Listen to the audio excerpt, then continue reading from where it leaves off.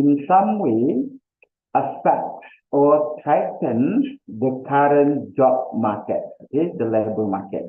So why I'm saying this, okay, this is because quite a number of reports, I think maybe some of us here already come across these reports, okay. For example, Goldman Sachs, in their bulletins March this year, they said that, so I quote, if generative AI, artificial intelligence, delivers on its promised capabilities, the labor market could face significant disruption.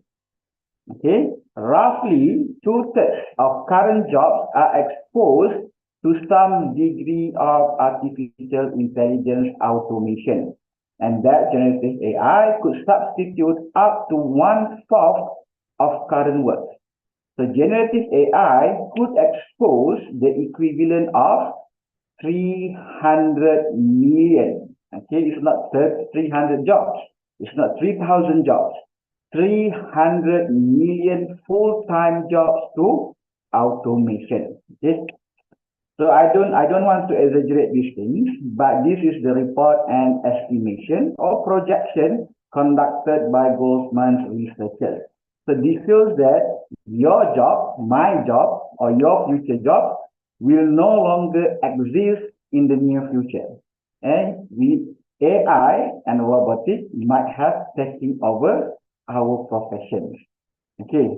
So not only that reports from Goldman, even empirical research, for example, by Ellinger 2003 and Wistalik 2023, they also acknowledge that by 2030, now we are 2023, by 2030, so we are approaching 2024.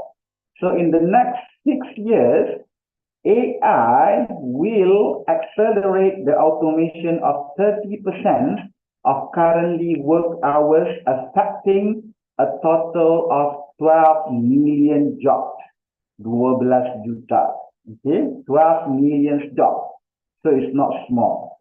So even if our jobs still exist by 2030, okay, me being a lecturer, still the lecturing profession still exists by 2030, 30% of my jobs will be taken over by AI. Okay, this is what being projected by Ellinger and his colleagues. Okay, furthermore, a research, okay, a survey on 350 AI experts show that all of them or most of them believe robots, which now being powered by AI, will outperform humans, will outperform us in just about everything. Okay, in just about everything by 2060.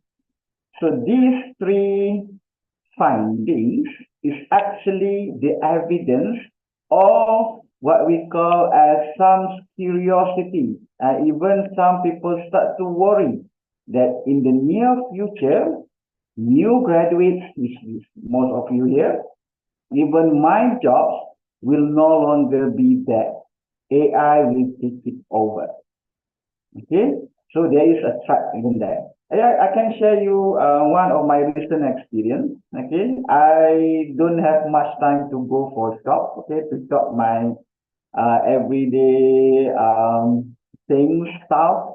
So most of the time I resulted to buy online. So there are a couple of online platform shoppings that I use. Okay, and recently I bought something from online platform. I don't think I should say the name of that platform. Okay, and then I do have some questions to ask. So at that time it's quite late in the middle of the night. So I posted my question in the chat box to the seller. To my surprise, the seller who responded to my question was very fast. Okay, within minutes, they already replied to my inquiry, to my questions. And then I bought the stuff from this seller, and then I face difficulties in terms of the shipping. Okay, because the things have not been delivered to me within the times that were promised. Okay, so I asked question. I asked them, I was asking what was my tracking number and what is the names of the parcel service that they use. And the answer is very fast, instant response from the sailor. But I noticed that actually the one who chat with me is not a person. It's basically a bot, or what we call now as AI, the artificial intelligence program, the one who responded to my question. How do I know this? Because when I asked the bot or the person, supposedly the seller, about the name of the courier, the names of the parcel service, it gave me a lot of parcel names. Okay, in Malaysia we have Pos Laju, we have Shopee Express, we have JNT, and they gave me all of these names. Now I become confused to which one the company used to send my parcel. So that I detected actually the company or the seller is using some form of AI program to respond to customers' inquiry. Okay, it's very fast. Okay, it's very cheap as compared to you have to hire a person. Previously, if you used to online shopping, seller or programmers, they respond to our question by asking more questions. Okay, if we have question, we have to select which categories of question that we want to ask. And then when we click on that, there will be sub-question, a lot of questions, and we have to choose the available question that already written in that website. But now they go even further, they use AI. So for those who are working in customer service, they have to be aware that their job might be replaced by AI sooner or later. Okay, even of all of these predictions, all of these threats of AI, but they are still light for us, especially for you who study and major in psychology. They are still silver lining. Why? Forbes report in September last year, they anticipate that AI, artificial intelligence, is unlikely to be able to compete with humans, especially in contextual understanding. At least, according to them, not anytime soon. So here, the key is contextual understanding. So AI is a program, coded and programmed to have an intelligence or a thinking of itself. However, with the advancement that they have, they will not be able to understand contextual or setting or situational situation. Okay. So here, where come our topic today? Cultural intelligence. Okay. If you have studied about introduction to psychology or even cognitive psychology, you will know that developments in computer science have a very big influence in the developments of cognitive psychology as a field. Why? Prior to that, psychologists have difficulties to understand how people perform their cognitive process. Okay, because we do not have any concrete idea that how this process happen in our brain. We know about our brain structure, we know about neuroscience, but we do not know the software of the mind. Okay, we do not know how the cognitive, the thinking process happens. So once scientists invent computers, so they started to use computer as analogy or analogous to how our brain works. Okay, so since the beginning of the cognitive science or cognitive psychology as a field, they already have a close relationship between computer science and cognitive psychology as well as neuroscience. So ever since they are working together, collaborate, cooperate to create and invent a machine, a program, a robot that have intelligence ability, that have human intelligence. Okay, and in fact, when I look into literature, some reported that the first research on AI was conducted more than 60 years ago, okay, in particular in 1956, okay, more than 60 years ago. But why do we feel the impact of AI now? Okay, most of public, okay, normal citizens, so we started to pay attention to this after the launch or the release of ChatGPT last year, November last year.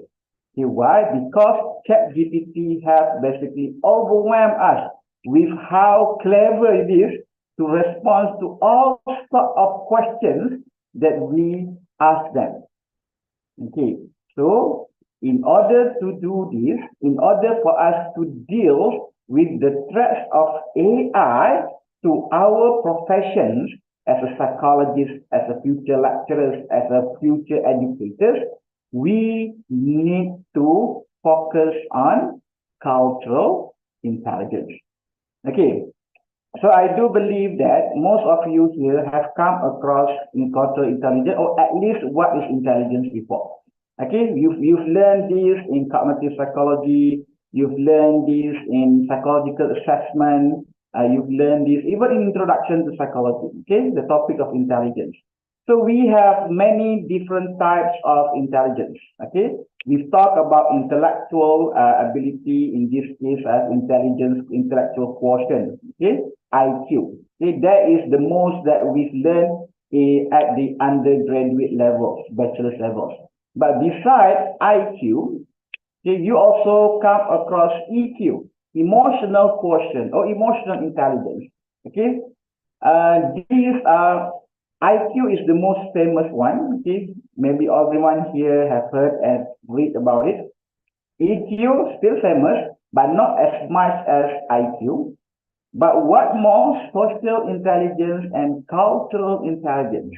Okay, besides intelligence, IQ, intellectual quotient, EQ, emotional quotient, we also have cultural intelligence and social intelligence. But these two have not received a lot of attention from researchers, from psychologists. Okay, psychologists pay more attention to EQ and IQ. What I want to emphasize here is cultural intelligence would allow us to prepare ourselves, to improve ourselves, to make ourselves relevant to work in the future. Because cultural intelligence has a uniqueness where AI will not be able to penetrate, at least at this particular time.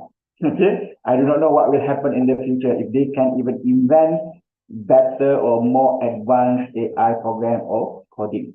So what is cultural intelligence? So if you go through the literature, you come across a lot of definitions of cultural intelligence. But the two most accepted or popular cultural intelligence conceptualization is by Early and Eng, as well as by Ott.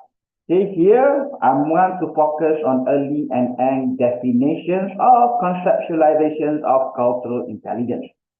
Okay, so according to these two experts, cultural intelligence is a multi-dimensional construct, is a latent construct consisting of 4 facets, which are cognitive facets, metacognitive facets, behavioral facets, and motivational facets. Okay, let's look at one by one. So we have to understand what is cultural intelligence before we discuss further why cultural intelligence would protect us to work in the future. Okay, if you remember what we've learned about intelligence before, the first 2 factors, cognitive and metacognitive, highly related to the intellectual quotient, our intellectual ability. Okay, the one that we studied from Spearman, for example, where cognitive ability refers to analytical skills, okay, refers to cognitive skills, okay, refers to practical skills.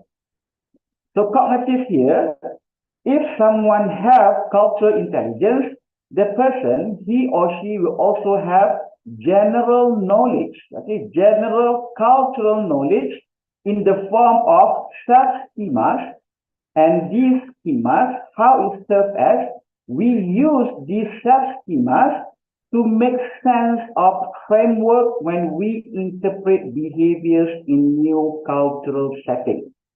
Okay, so now you really need to remember back what you've learned in cognitive psychology class. Okay, so when we learn new knowledge, okay, the way our mind works is we have scheme, okay, we have schema or schemata. Okay, we have mental concepts in our brain. So these mental concepts would allow us to know that new things that we've learned is actually a start of new computers. New things that we've encountered is that we know that it's basically a car, but it's an electric car. Okay, how we will be able to do that? Because we already have mental concepts about these vehicles, okay, these categories, these abstract concepts. So in our mind, we have schema and schemata. So in this cultural intelligence, those who have high level of cultural intelligence, they have the general cultural knowledge that form their self-schemas. And these self-schemas will allow them to interpret behavior of other people in his or her own culture or in other cultures. Simple interpretation of behavior of other people in other cultures is whether the behavior is accepted or not. Okay, that is simple cultural or general cultural knowledge. So people who have cultural intelligence, they have this general cultural knowledge. Besides cognitive facets of cultural intelligence, people who have high level of cultural intelligence also have another facet, which interacting each other to create cultural intelligence in a person, which is metacognitive. So this is a little bit different from what we have learned in cognitive psychology or in psychological assessment. Okay, because there we do not differentiate between cognitive and metacognitive. But in cultural intelligence, they differentiate them. So metacognitive refers to mental processes to understand cultural knowledge and having knowledge of and control over one's thinking and learning, including the recognitions of metacognitive knowledge and experiences. I know, it's very technical. Okay, that's why we hate psychology so much. Just a joke. Okay, I know you love psychology so much.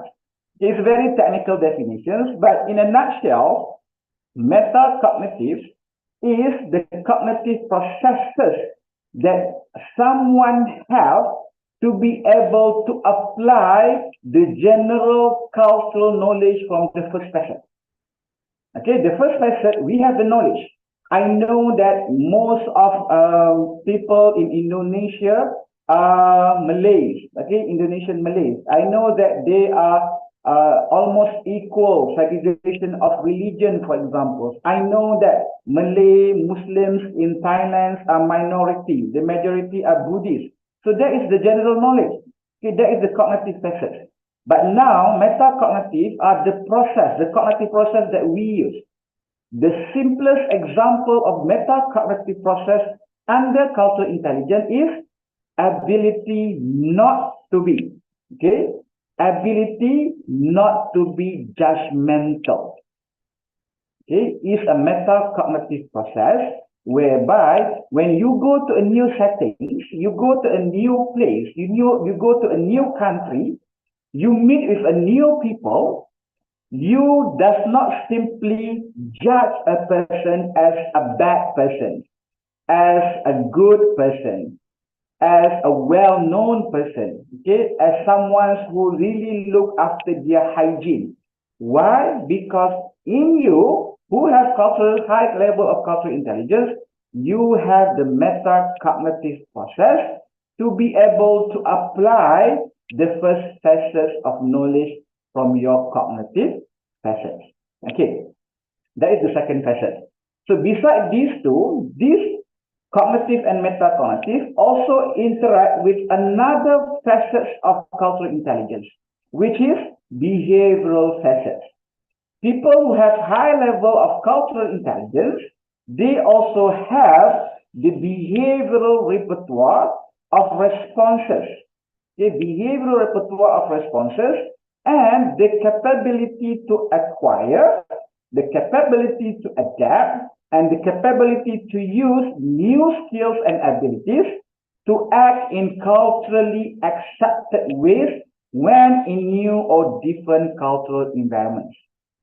Okay, so from cultural intelligence perspective, knowing only, thinking only is not enough. Okay, it's not enough. It must be accompanied with the behavioral aspect of it, which is the ability of a person to react, to respond, to behave in a certain way, in an appropriate way, in a new culture, in a new setting. Okay, we have that skills. Okay, if you look around your people, some of your friends have a lot of international friends. Okay, from IIUM, I'm coming from IIUM, Dr. Niza also from IIUM.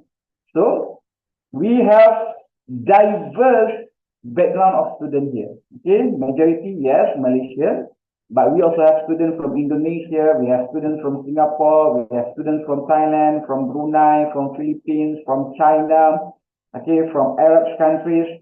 So there are many backgrounds of people with different cultural values and norms. So some of us don't even have one single international friend. No, they don't have.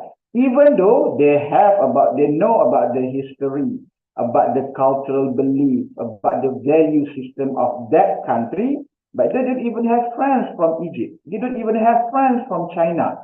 They don't even have friends from India. Why? Because they don't have the behavioral facets of cultural intelligence that allow them to apply the adjustment skill, the adaptive skill for them to live, to have interpersonal relationships, okay, as a group mate, as a classmate, as a roommate in hostel with international students. Okay, very few have that ability. Why? Because very few have trained their cultural intelligence. So besides cognitive, metacognitive, and behavioral, another facet of cultural intelligence is motivational. A person who has high level of CQ, cultural intelligence, have an internal drive to use cultural knowledge to interact when in new environments and wanting to act in culturally appropriate ways. Okay, so things like this. They are people, okay? They are people who are very unique. Okay, very unique. I'm coming from the northern part of Peninsular Malaysia. I'm coming from Kedah. Okay, in particular, I'm coming from Langkawi. But I've been living in IIUM or in Kuala Lumpur for some time. There's not so much difference in terms of norms and tradition between Kedahan or Kedah people and people in Kuala Lumpur. But there are still some differences. Okay? But people who do not know me, they do not know that I'm actually from Kedah, because my slang in speaking in Malay, people cannot recognize that I'm from Kedah. Okay, as compared to there are some people who are unable to change their slang. Okay, unable to change the influence or the elements of their birthplace. Okay, so this is related behavioral, but they are people who know about the general concepts, who have the skill, okay, the cognitive skill not to be judgmental, have the cognitive skill to be adaptable, okay, to be flexible, to be dynamic, to be open-minded, and they can behave in that way. It's just that they don't want to behave in that way. Okay, they don't want to. Okay, if they go to some places which requires them to change their behavior to follow the norm and tradition of that place, These people have all cognitive, metacognitive, and behavioral aspect of it, but they just don't want to do it. In other words, they do not have the motivational facets of cultural intelligence. Okay, coming back. I'm only talking about cultural intelligence. It's almost half an hour. So do you see how suffered my students are? Because I'm talking a lot. Okay, it's just a joke. Okay, so in this sense, what is cultural intelligence? Cultural intelligence is someone who have the general knowledge about different culture, about different belief system.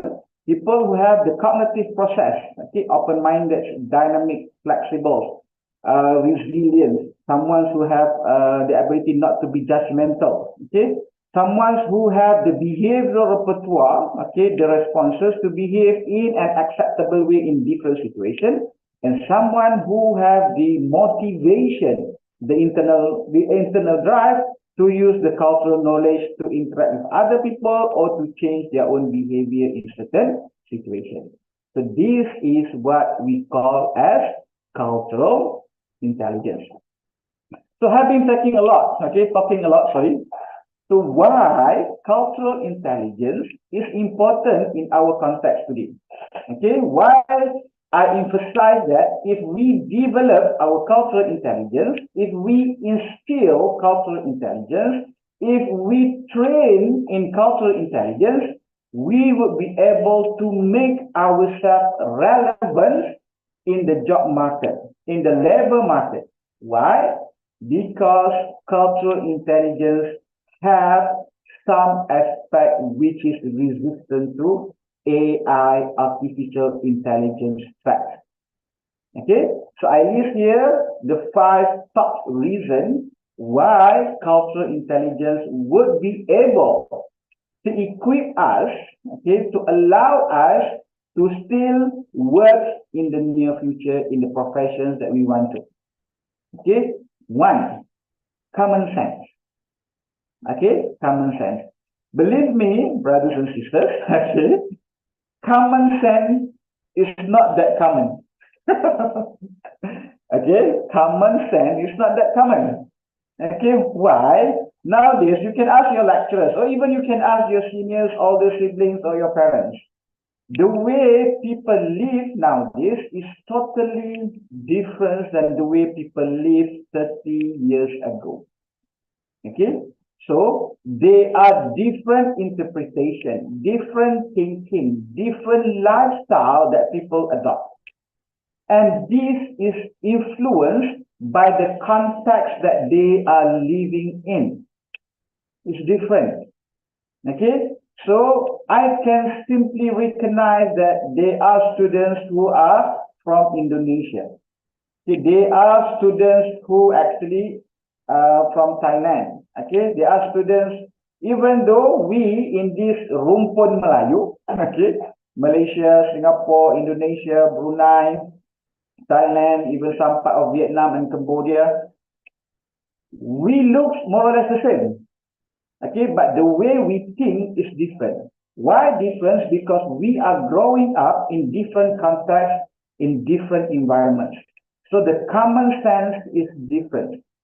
What happened is here, AI do not have common sense.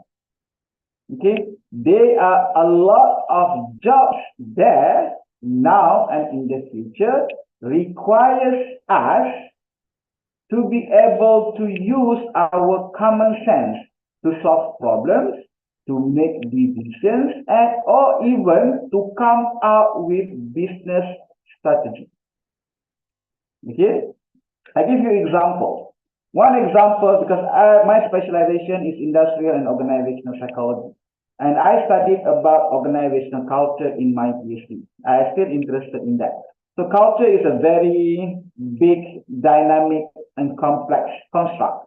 Okay. So when I study one case of car company, okay, I don't want to mention the country. So this car company, so they expanded their operations to a new country, and that new country is actually in our region. okay, in our East Asian country. So they started to adopt the strategy used by the AirAsia. Okay, affordable transportation. In this case, affordable vehicle. They want to expand their operations to this country. So they introduced car concept which is cheaper as compared to the other cars in that country. Within 3 years, that company bankrupt. That company went bankrupt and no longer operational in that country, and they basically closed that operation and they depend on their operation in the main countries prior to their expansion. So why it failed? So they have conducted research to understand why their business model failed in that country.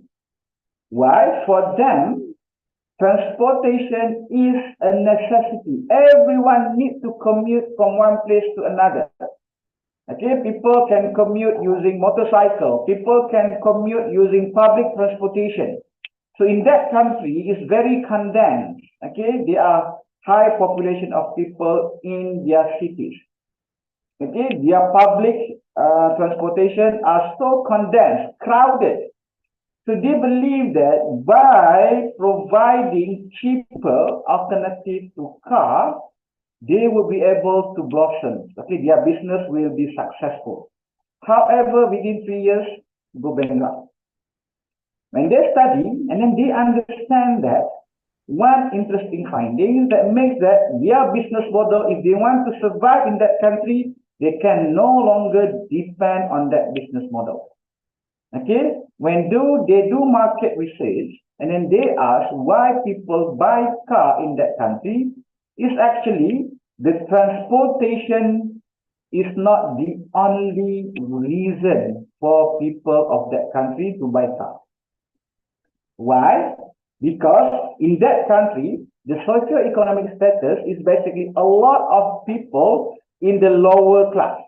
Okay, we have high, we have middle, we have lower class.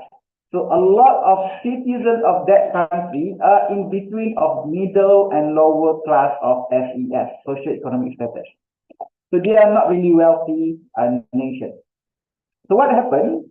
So people in this country, they buy car not because of they want to commute or to have a transportation from one place to another. But car in that country represents status. This represents status. So people who own car in that country are people who are wealthy. Their car represents their self-image. They represent that they are wealthier people.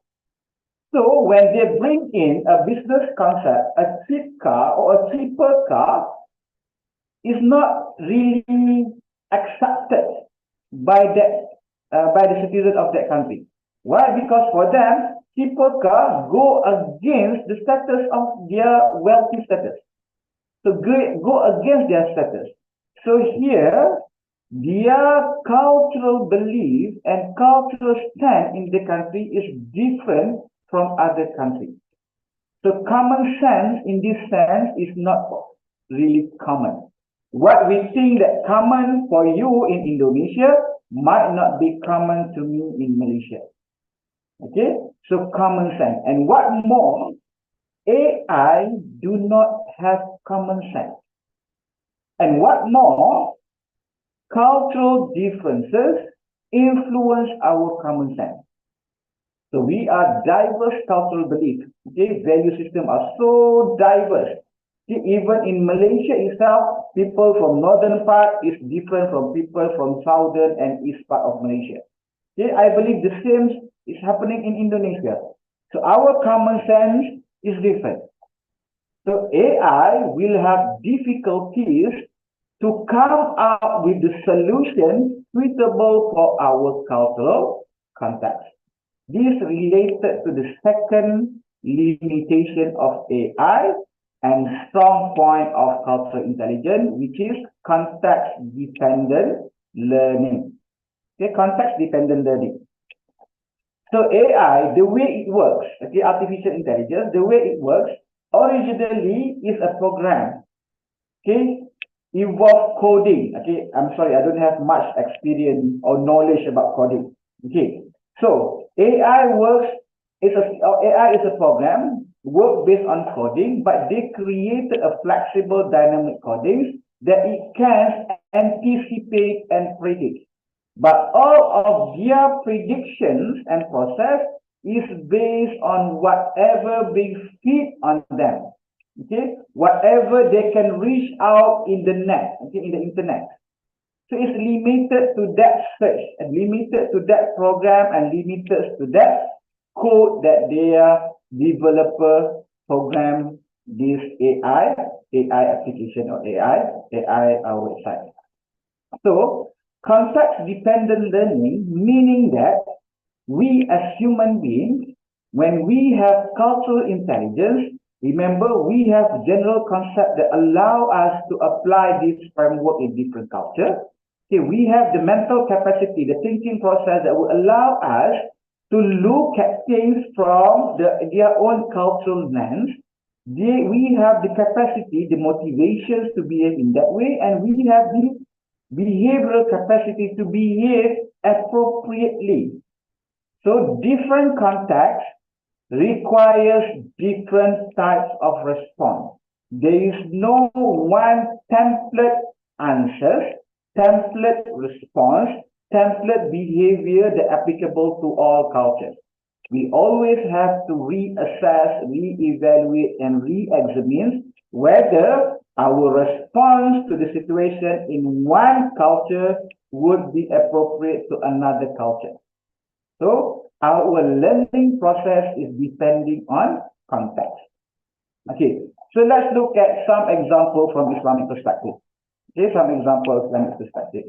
Okay, for those who are familiar with Mazhab Shafi'i, okay, so you will notice that in Mazhab Shafi'i, there are different fatwas or different hukum when Imam Shafi'i lived in Iraq as compared to when Imam Shafi'i lived in Egypt, in Mesir. Okay, so one of the example is about the hukum of aurah. Okay, when in one place, Imam Shafi'i regard that if you touch different gender, your wudu will basically no longer valid. Okay, but when he moved to Iraq, he changed that hukum. So here, context plays a role. Why? Different hukum for people in Iraq and different hukum for people in Egypt. So it's context-dependent learning. Why? Because our ulama have the ability to understand certain perspective from its own cultural or context lens. Not context lens of the eye, okay? From the lens of their own cultural context. Okay, so context-dependent learning. So cultural intelligence will equip us with the basic ability to learn in different contexts. But AI don't have that advantage. Third point, why cultural intelligence is AI resistant is unexpected circumstances. Okay, so when you work later, okay, some of you want to be clinical psychologists, some of you want to be IO psychologists, some of you want to be teachers, some of you want to be motivators, some of you want to be counselors, some of you want to be enforcement officers. So some of you want to be businessmen, businesswomen. Okay, so AI, like I mentioned just now, it works based on what has been programmed, what has been coded by the system developer. So there are a lot of unexpected events that may happen after they have coded that in the AI. So if it's not reported in the media, if it's not reported on the net, in the internet, so AI will not come across these instances or incidents. Okay, So they may have inability to respond, but not as human beings. Okay, we are living in a world that's full of incidents, problems, issues. It's a complex issue. Okay, I plan for today, for example, to use my own specialized microphone for this. Okay, it's a noise cancelling microphone. So I use it for my video recording for my class. Because of why? Because my air conditioning is making a sound. So I don't want to make you hear or able to listen to that sound. That's why I try to use that voice cancelling microphone. But when as unexpected events happen, people who have cultural intelligence would be able to instantly adapt, and respond. But not AI. AI still has to depend on its code, okay, and whatever available to it in order for them to respond. Okay, so we, especially people who have high level of cultural intelligence, they are able to respond appropriately in an efficient way. Okay, taking a very less time. Next point, why cultural intelligence is AI resistant? Because of subjective evaluation. Okay, you come across subjective feelings, okay, emotion, for example. So AI is very objective. Okay, you give it input, you ask them, you prompt them questions, it will give you the answer. Okay, it will give you the answer. But they will not be able, AI will not be able to apply subjective evaluation. Okay, we use feelings, emotion, experience, beliefs, and values as part of our decision-making process. Okay, for example, if you are a manager or a supervisor, okay, at a certain company, so if you only use objective evaluation, you only want to look at the outcome of work. Okay, say for example, I hope you're familiar with performance appraisal. Performance appraisal is a process whereby at the end of the year, you as a company, as a superior, or you as a boss will have to evaluate the performance of your employees or subordinates. So at the end of the year. So say for example, in your company, there is a policy saying that if the employee do not achieve 80% of its performance appraisal score, they will not get salary increment for next year. So it's actually a real policy, okay, in Malaysia. So if you fail to achieve at least 80% of your performance criteria, you will not receive salary increment next year. Okay, say for example, you have one employee who got 77 out of 100. So by right, this person will not qualify to receive salary increment. If you use objective evaluation or if you ask AI to evaluate, that person will never get salary increment. Okay, by right, it is the right way. However, as a human being, you can evaluate the situation, the scenario, the circumstances that makes the person fail to achieve 80% performance target. Example, this person, say for example, is me. See, I always perform high every year. I've been working for 5 years. The first 4 years, my performance always above 90%. But this year, my wife sick. Okay, and I have children who sick. I got a car accident. Okay, I have health issues. So this year, I will not be able to perform the same way that I used to perform. So this year, I don't get 80% or 90%. My performance is only 78. So if you ask AI to do the performance appraisal, okay, performance evaluation, I will never get the salary increment. But if you ask a human being to evaluate my performance, so that person might consider the subjective factor that caused me not to be able to get an 80% performance standard. So the result might be different. Okay, from AI perspective, I will not get the salary increment, but from human being who have high level of cultural intelligence, it could be I may receive the salary increment because they may add me or give me an extra work to do to catch up, okay, with my performance standard. So AI do not have subjective evaluation. Okay, I give you an example. This is a real example. I think you know Ricky Mainaki. Is a badminton player, a legend from Indonesia. Okay, so when he was in charge of Malaysian badminton team, he has to change his approach to coaching. Why? Because when I think before he coached Malaysia, he coached Hong Kong or maybe Korea or Japan, I don't remember. So he did coach some countries before coach Malaysia. He no longer coach Malaysia now. So what happened? So he has his own training regime, training program. Okay, let's say, okay, I don't even remember. Let's say for Korean team.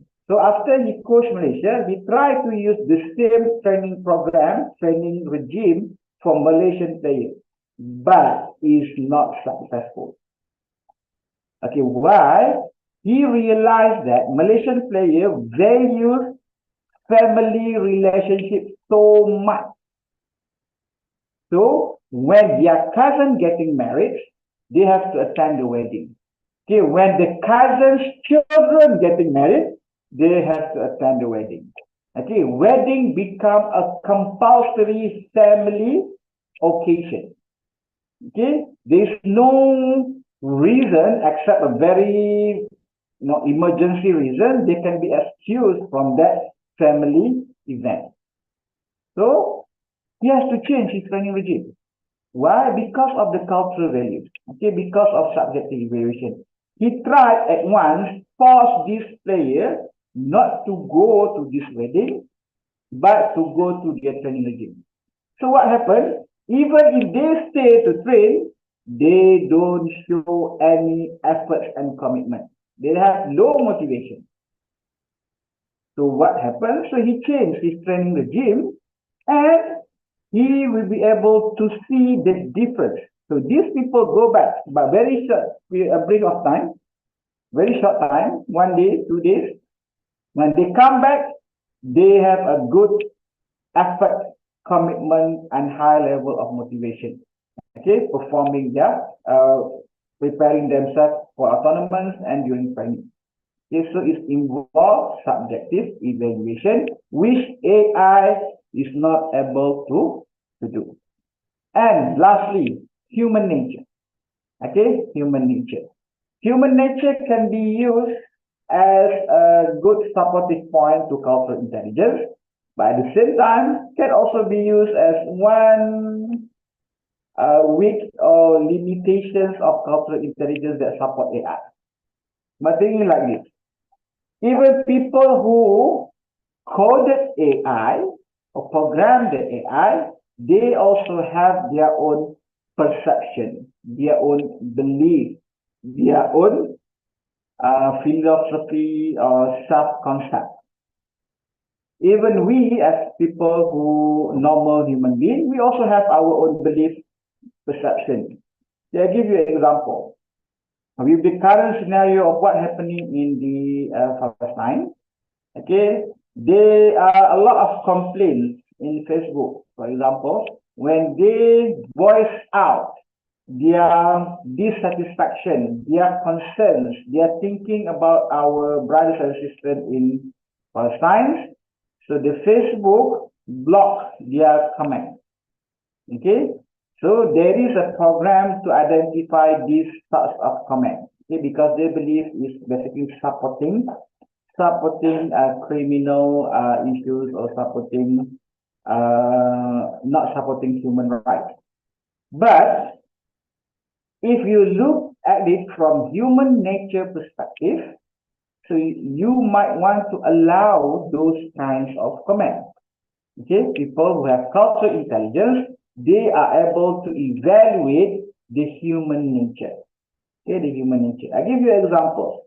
When I was first doing my master's, okay, I tried to make, I have to do research, okay, a survey research.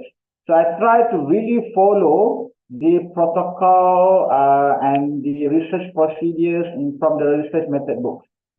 One of the procedures, we have to ensure that people who answer our survey, they really answer it truthfully.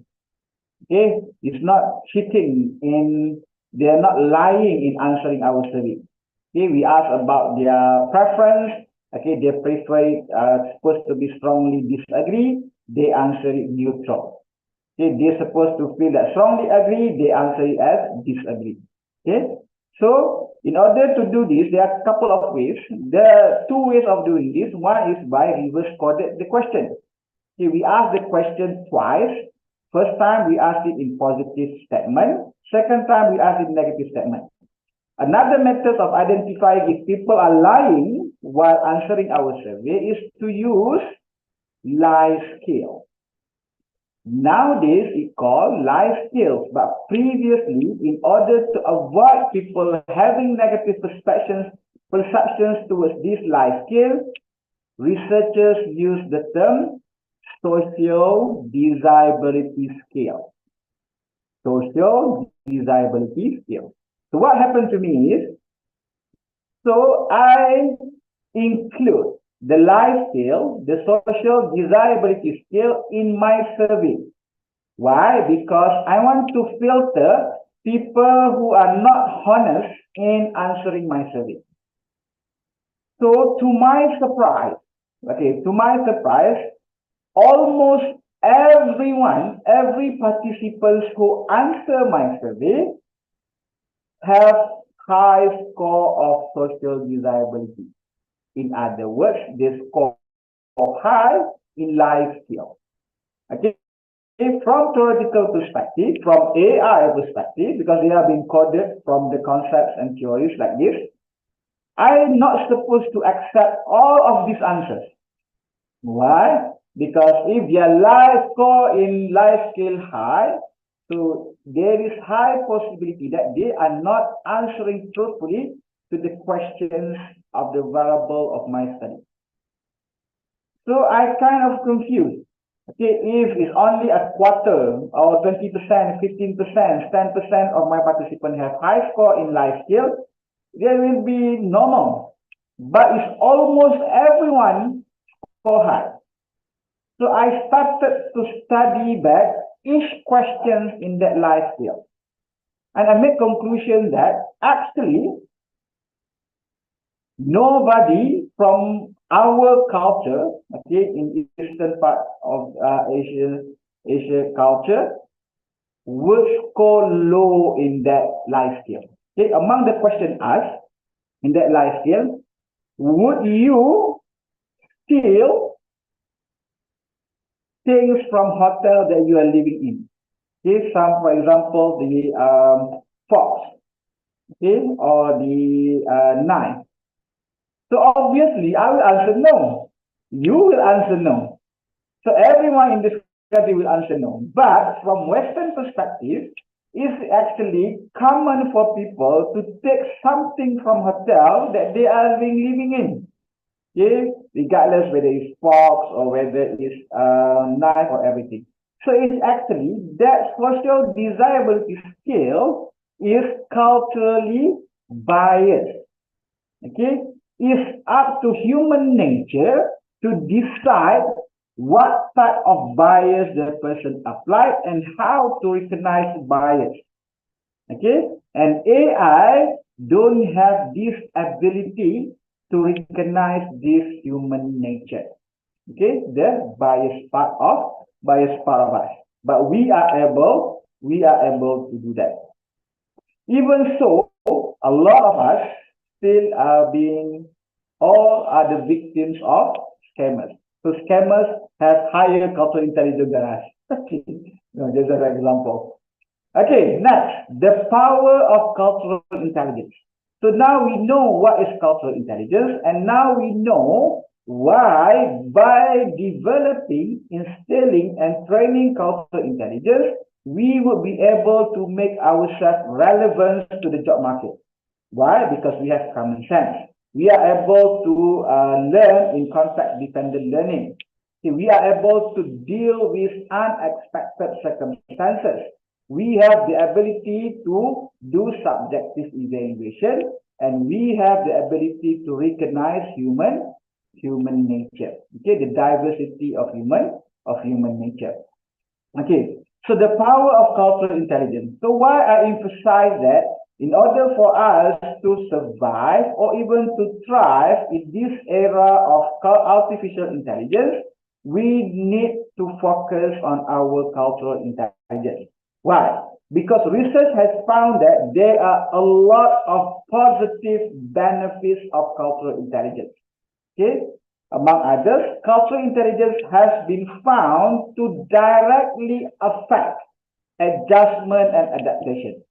People who have high level of cultural intelligence, they can adjust and adapt to new situations, new environments more effectively and more efficiently as compared to people who have low cultural intelligence. Same case, people who have high cultural intelligence, they have high performance and high effectiveness. Okay, they have high cross-cultural leadership. Okay, bear in mind, they might be group of people who have high or good level of leadership. Okay, good leadership skill, charismatic. But not everyone are able to be a good leader to diverse group of people. Okay, even this, when I do reviews on leadership preference in different cultural contexts, we have different preference of leaders. Even in Asia. So leaders are evaluated based on two perspectives. Okay, their task, role, and their social role. In other words, we want to evaluate whether a person is a good leader or not. We evaluate from two perspectives. Okay, task role means that leader are able to perform his leadership role properly, effectively. Okay, so if he is a manager of a marketing department, they are able to attract thousands, millions of sales. They are able to do that. So that is task role of leader. Besides task role, leaders also being evaluated from its social role. What is social role? Leaders concern, leaders actions that are looking into employees' well-being, employees' satisfaction, employees' happiness.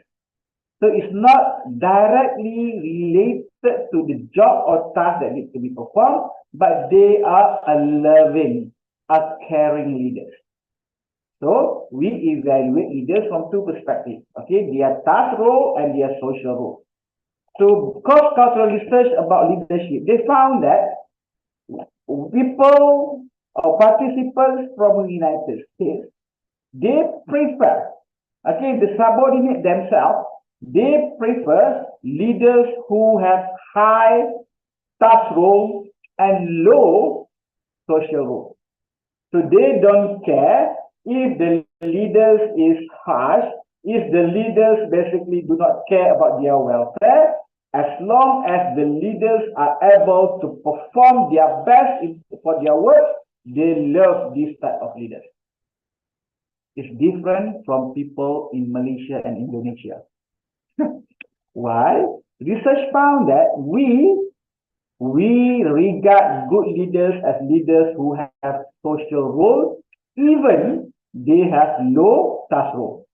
In other words, people in Malaysia and Indonesia, okay, they will only regard a good leader who is concerned with the welfare of the staff, who are good at taking after the happiness and satisfaction of the staff. even if the leader do not performing well for their task. And it's different from people or participants in Hong Kong. Why? People in Hong Kong, they want leaders or they regard good leaders that have both good social role and good task role. Okay, you see how different contexts play different influence to our interpretation of good leadership. Okay, so cultural intelligence, people who have high level of cultural intelligence also demonstrate good cross-cultural leadership skills. Okay, and intercultural cooperation as well as collaboration. Yes, because they have high intelligence. They have good knowledge, good general concept knowledge. Okay, they have good cognitive process that will allow them to behave appropriately and motivate them to behave in an appropriate way in different contexts. Okay, this also relates to intercultural creativity. Have high cultural intelligence, high intercultural creativity. Don't take for granted something which people impress in our country will make other people from other country impress as well. Okay, because we have been growing up in different contexts, have different educational backgrounds. So intercultural negotiation. If you have good cultural intelligence, you will have high intercultural negotiation skills. Okay, this AI cannot do. Okay, AI cannot do it. And cross-cultural interaction. People who have low level of cultural intelligence, these, like what I mentioned at the beginning of the lecture, where they don't even have friends from different countries. Okay, why? Because they don't have the motivation, they don't have the knowledge, they don't even have the behavioral response if they want to communicate with people from different cultures. Okay, beside all of these positive effects, okay, the direct effects, cultural intelligence also play an important role in the relationship between leadership and innovation adoption. Okay, things like this. We take for granted that we will adopt any new technology, AI for example. Okay, previously, lecturers are asked to equip themselves with digital literacy, okay, digital knowledge. But not everyone are able to do that. Okay, because it requires that a lot of times to go and read, to train themselves and to familiarize themselves with the technology, with the digital technology. So people think that if we have a very good leader, okay, a powerful leader would be able to make all of the employees to adopt the technology.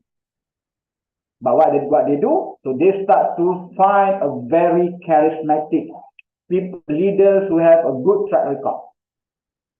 So they bring in, still the employees do not adopt the innovation, okay, the technology. Why? Because cultural intelligence is low. Okay, this is the moralization effect. If you have good leadership, even if you have good leadership, but without cultural intelligence, people will not adopt innovation. It still depends on cultural intelligence. Okay. Second example, institutional distance and job strain or travel strain. Okay. During my batch, early in our career, a lot of people have long distance relationships. Okay. The husband works in Kedah, wife works in Sarawak. Okay. So they have to travel every month. Long distance relationships. So what happened? Okay, what happened? They believe that because of this distance makes people feel strain. Okay, sakit-sakit badan. Okay, feel stressed. Okay, this is job strain or travel strain. But actually, they still people who stay quite far away from their spouse but do not demonstrate any symptoms or signs of strain. Why? Because these are the people who have high level of cultural intelligence. Okay, so cultural intelligence makes the person able to adapt, and they do not feel the strain of traveling every month or every week. So they are able to adapt to that. Okay, it still depends on cultural intelligence. So supporting practices and adjustment of performance. People think that if you want to boost performance, okay, in a multinational company, you need to provide support, financial support, technical support, social support, every support. You give it to the employees. But what happens? There are companies who provide all of these supports, but their employees still do not perform at their optimum level. Okay, they have low adjustment state. They are unable to adjust to the new setting. Why? Because they have low level of cultural intelligence. So here, even with the existing of supporting practices, we still need high level of cultural intelligence people in order to have a good adjustment and performance level. And lastly, transformational leadership and adjustment of performance. So when we talk about leadership, people all talk about transformational leadership. Leaders who can come and change the organization. Leaders who are able to inspire the organizations to move from one state to boost their performance, to be good, to be better, to be excellent. However, it's still when situation whereby you have a transformational leadership, but performance still low. Why? Because cultural intelligence low. So in order for you to boost the performance, you need a good transformational leaders, and at the same time, high level of cultural intelligence, and this will in fact result in good performance. Okay, this is the power of cultural intelligence. Okay, so this is what will equip you to fight against AI. No, not to fight against AI. Actually, we have to embrace AI, to use AI to boost our performance. Okay, but if we don't have cultural intelligence, we might struggle to survive in the work market. Okay, the last two slides. So, 1 hour. May I know that at what time I should stop? Sorry.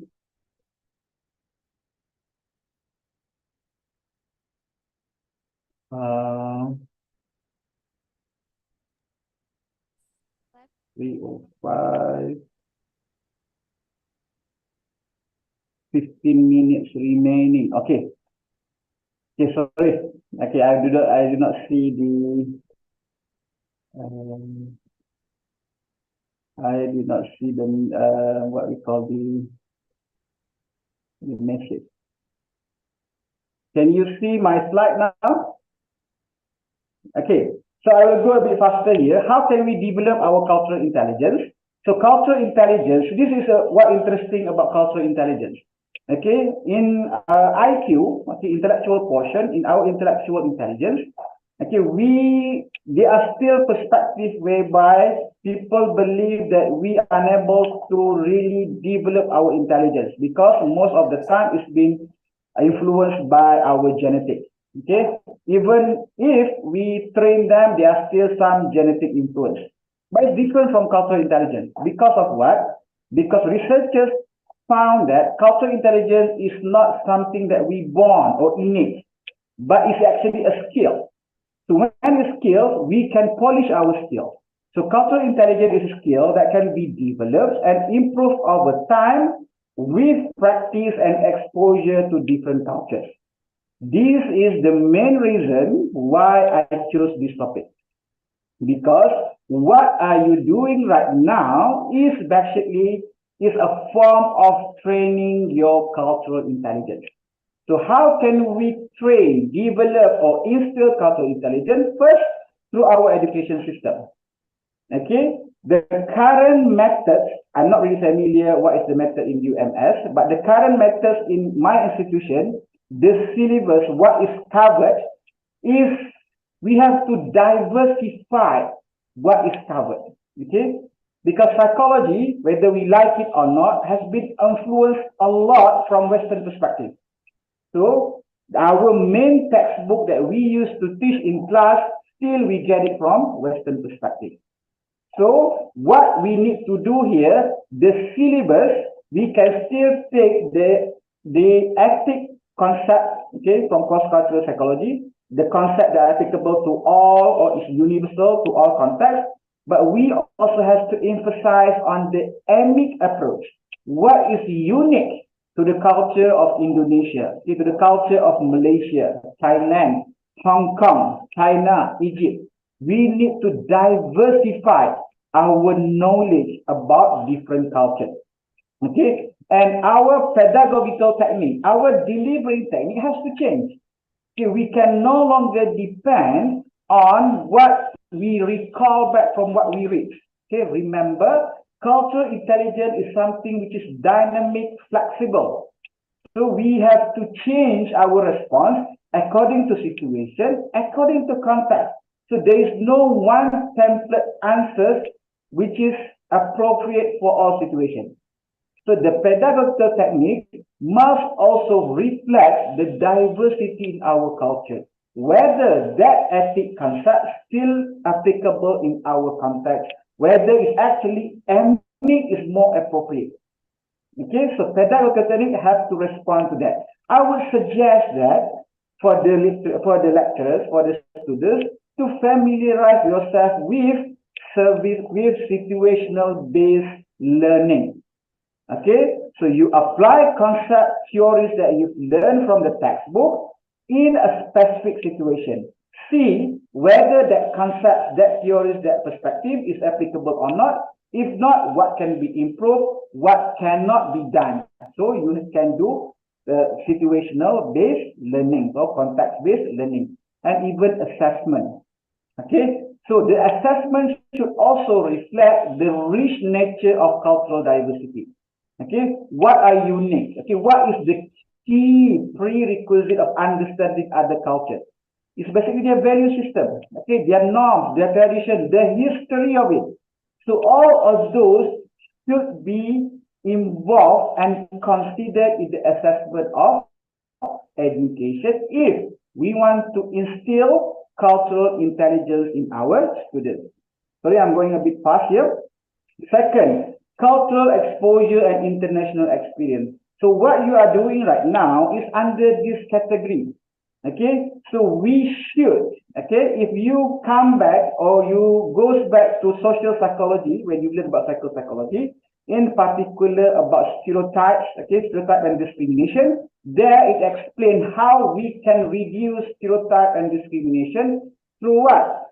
Through frequent or regular contact between different group of people. Same applicable here. If you want to understand about other people, if you want to have positive thinking about other people, you need to know them. How? Through exchange programs, through short-term visits, through international cross-cultural courses, okay, through cross-cultural assignments, through placement in other cultures. I have a student, currently master student, who is doing his internship for master in IO psychology, who is currently doing his internship in Bahrain. The first, I have a regular meeting with my internship student every week. Once a week, I will meet them online. The first week he's been there, he's already experienced homesickness. Homesickness, cultural shock. If you are unable to overcome those feelings, that might be a symptom, a sign of lower cultural intelligence. See why? People with high level of cultural intelligence, they have good adaptation or adjustment skills.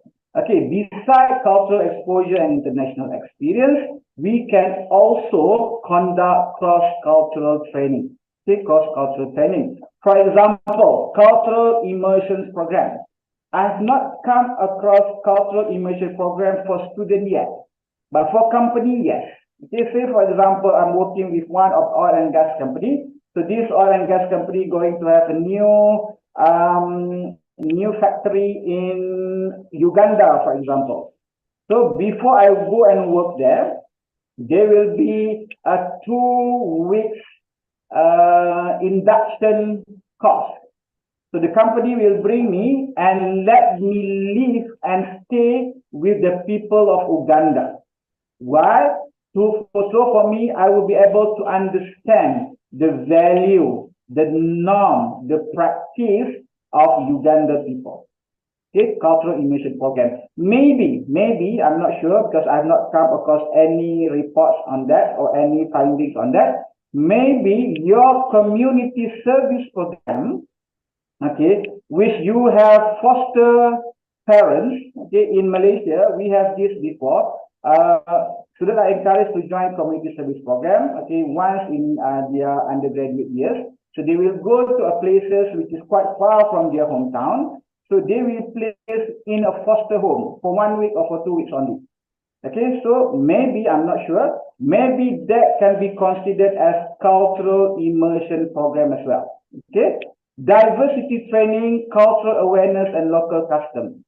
Like I mentioned, under cultural exposure, we have to create awareness among ourselves about the diversity of beliefs. Okay, the different norms, the history of our people, of other people, so that we equip ourselves with the first facet of cultural intelligence, which is the knowledge. Okay, the knowledge. So the other, okay, metacognitive, behavioral, and the motivational aspect can come after that. So we keep on improving our level of cultural intelligence. Okay, so I have 1 minute more.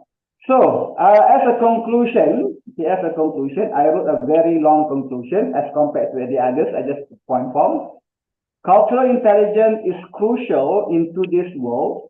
It allows us to navigate and thrive in AI-oriented business strategy and market orientation. Okay, market direction.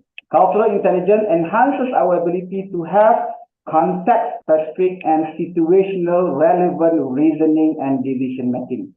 Moreover, cultural intelligence is not a fixed trait, but a skill that can be developed and improved over time with exposure to different cultures and open-mindedness and dynamic learning. Therefore, investing in cross-cultural training and education is a worthwhile endeavor for both individuals and institutions. So let's embrace cultural intelligence and make the most of the opportunities it offers. After all, our ability to understand and appreciate each other's cultures is what makes us truly human, the part that AI can never become. Okay, I think that's all for me. Thank you very much. Sorry for taking so long. Okay, I think I return back to the moderator, Miss Moderator.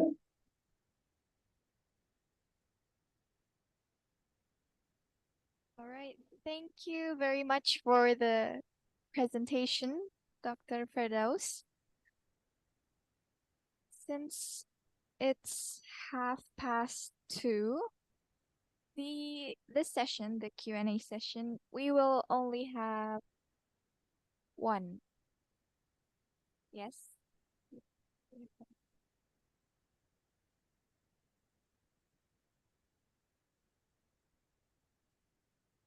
We'll get the microphone.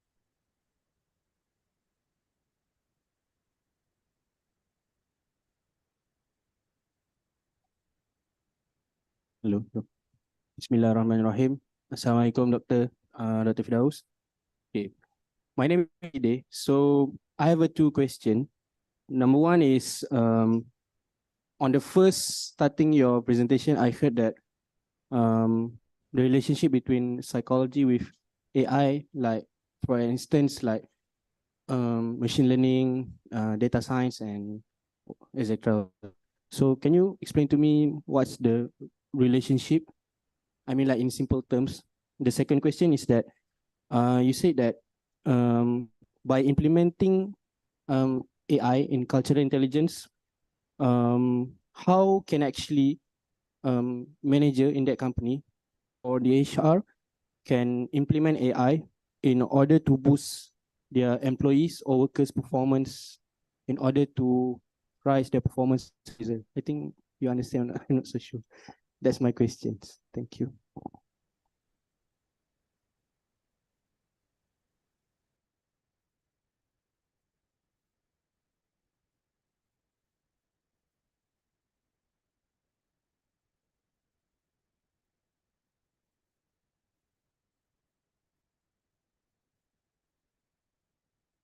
Should I respond first or should I wait for other questions?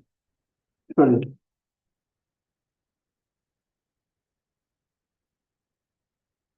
Doctor? Sorry, I couldn't really hear you. You may answer. Okay, thank you. Sorry, okay, because I saw that you are passing the microphone around, so I thought there would be another question. Okay, on the first question, relationship between AI and psychology. I think I mentioned it briefly at the beginning of the presentation, whereby when cognitive psychology, especially people in cognitive psychology, they actually collaborate. They actually collaborate with data scientists, with computer scientists to develop programs, to develop software who inherit some form of human intelligence. Some form of human intelligence. So I've read one case while preparing for this lecture. So there is a company, I don't remember the name of the AI. So this company, they provide services for wedding clothes. Okay, wedding clothes. So they will be able to use this AI, to suggest clothing style, okay, the wedding dress styles, and even the concept of the wedding to the customers. So how they do this, okay, before they do programming, so they ask psychologists to come out with a possible pattern of behavior. So what these psychologists do is they actually goes back to the theory of personality. It goes back to the theory of personality, and some personality, they have their own preference. So why I like to dress in a more dark color, while some of you like to dress in red.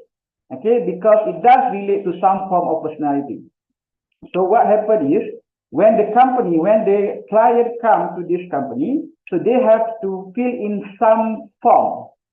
Okay, and in that form, embedded personality questions.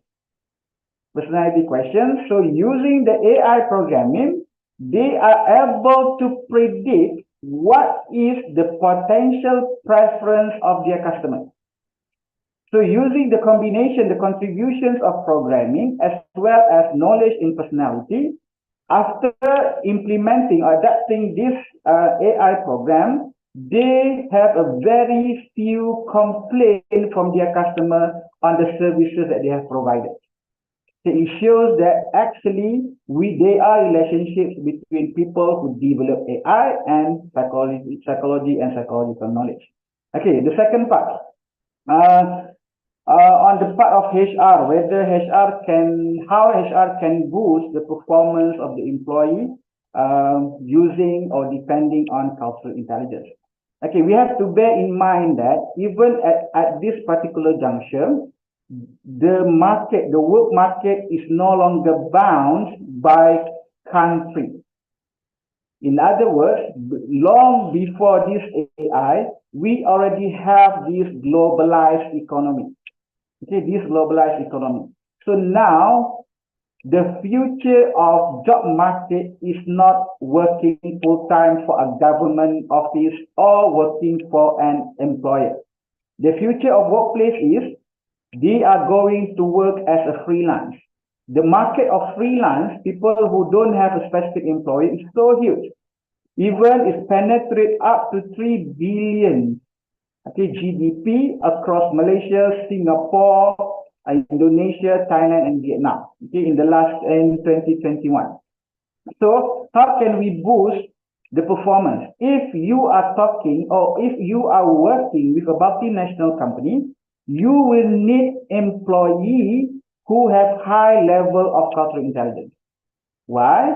Because if you want to be successful from business perspective, you should not limit your market penetrations to one country only. It should cover multiple countries.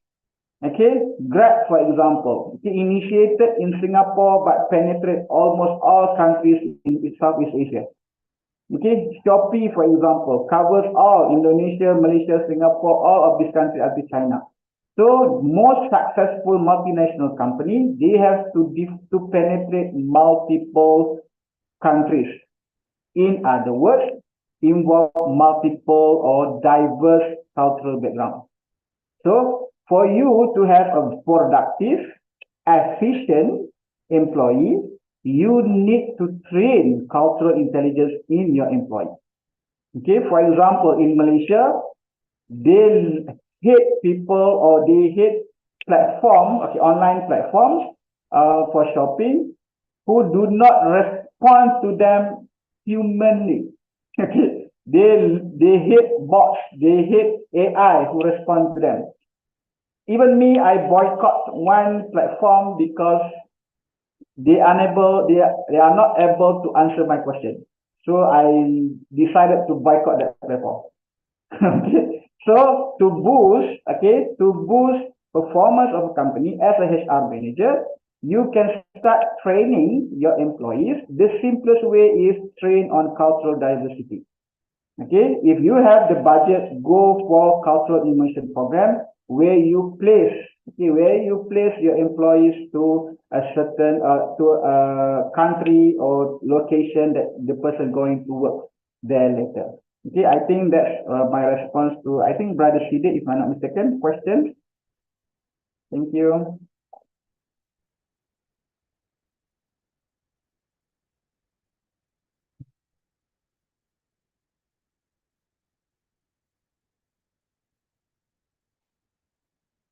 All right, we have finally come to the end of the session.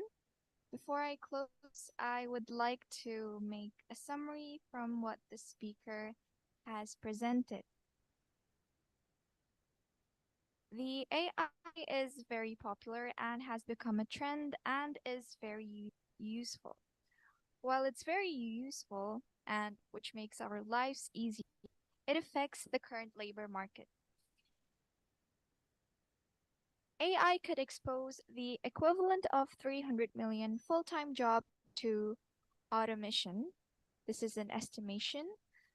Although it can do those things, AI is still a silver lining, especially in fields like psychology, which needs a contextual understanding. AI has also helped in collaboration with the development in computer science and health cognitive science or psychology. We need to focus on cultural intelligence. And why do we need to focus? Because cultural intelligence would allow us to prepare, improve, make ourselves to work in the future, because it has a uniqueness where AI will not be able to compete, at least in the meantime. And to define cultural intelligence, in short, cultural intelligence is people who have general knowledge on cultures and they are able to change their behavior in certain situation.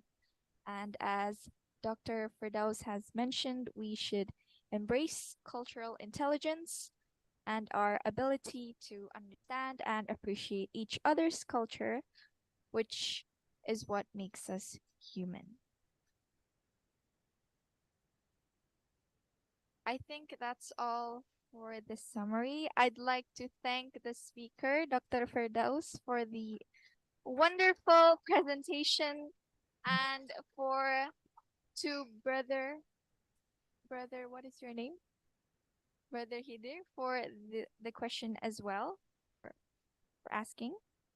And to all the participants for this participation. And finally, please give one more applause to the speaker. Thank you. Assalamualaikum warahmatullahi wabarakatuh. Salam. Thank you very much. Okay, thank you, Nuril, for your moderating, and thank you, Dr. Firdaus, for your speech. So before we go to our last session, we will have Asr pray. So see you here at 3:30 p.m. Thank you.